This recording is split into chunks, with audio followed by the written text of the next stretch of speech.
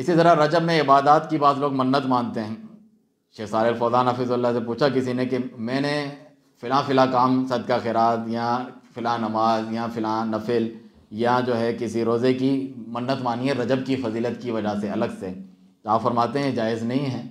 اس کا مطلب آپ کے دل میں عقیدہ ہے کہ اس کی کوئی خاص فضیلت ہے رجب کے اندر کیے گئے نیک کام کی، حالانکہ ایسا نہیں ہے۔ تو یہ وہ منت ہے، یہ وہ نظر ہیں جو اللہ کی فرمانبرداری میں نہیں ہے، بلکہ ایک بدعتی عقیدے کی بنیاد پر ہے، تو اسے آپ پورا نہ کریں، اس سے پرہیز کریں۔ اور انہوں نے بہت اچھا نقطہ یہاں پر ذکر کیا کہ سبحان اللہ،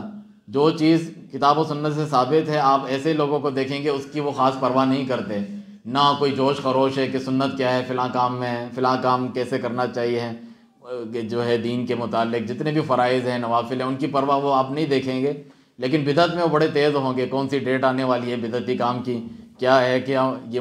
یہ عرس میلے ٹھیلے جو لگاتے ہیں پورے، ان کو کچھ یاد نہ ہو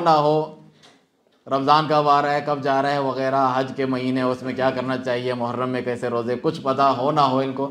فلاں کے عرس اور میلے کی اور مختلف چیزوں کی،